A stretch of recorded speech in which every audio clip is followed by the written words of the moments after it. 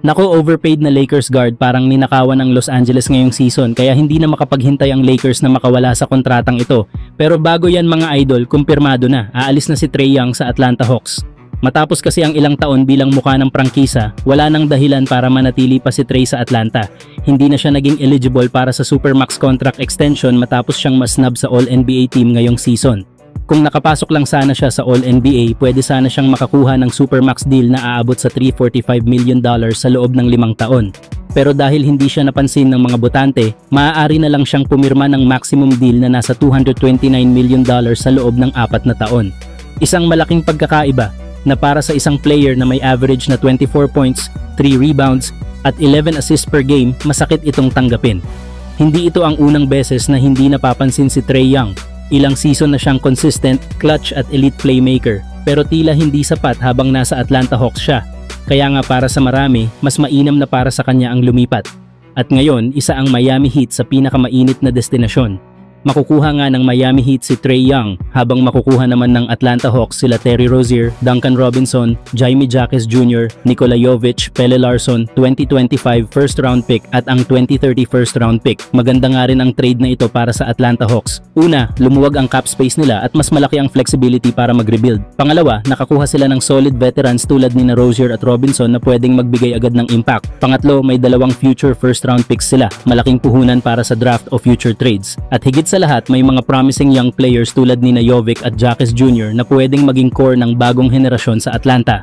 Sa panig naman ng Miami Heat, isang superstar caliber guard ang kanilang makukuha. At kung mag-click si Trae Young sa sistema ni Coach Spoelstra, baka ito na ang championship formula na matagal nilang hinahanap. Win-win situation para sa parehong koponan.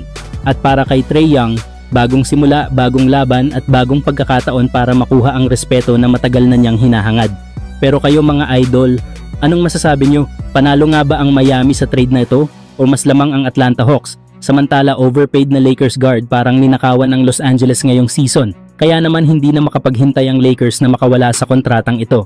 Matapos kasi ang maagang pagkakatanggal ng Los Angeles Lakers sa 2025 NBA playoffs laban sa Minnesota Timberwolves, malinaw na maraming kailangang baguhin sa roster ng koponan kung nais nilang makabawi sa 2026. Isa sa mga pinakabinibigyang pansin ngayong off-season ay ang underwhelming performance ng veteran guard na si Gabe Vincent. Si Vincent ay pumirma ng 3 taon na may halagang $33 million na kontrata noong 2023. Sa papasok na 2025-26 season, tatanggap siya ng $11.5 million. Isang halagang hindi na kayang katwiranin ng kanyang naging ambag sa team. Sa buong season, nag-average lang si Vincent ng 6 points at 1 assist kada laro habang bumitaw ng 40% shooting sa field goal, mga numerong kayang ibigay ng kahit sinong backup guard sa mas murang halaga.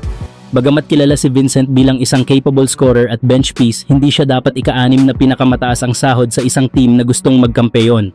Ang problema pa, fully guaranteed ang kontrata ni Vincent kaya't hindi rin ito basta-bastang mapuputol. Ang pinakamakatotohanang option ng Lakers, i-trade siya sa ibang koponan ngayong off-season. Nasa kamay ni General Manager Rob Pelinka ang susi kung paano makakawala ang team sa kontratang ito.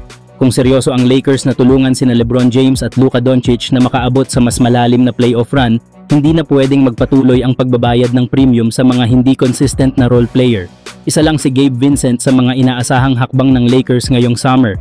Pero kung may gusto silang baguhin agad-agad, ito na ang kontratang dapat unahin. Pero kayo mga idol, sa tingin nyo ba sulit pa si Gabe Vincent sa sweldo niya? O panahon na para mag-move on ang Lakers at i-trade na siya habang may halaga pa? Huwag kalimutang mag-like, share at subscribe para sa mas marami pang NBA updates.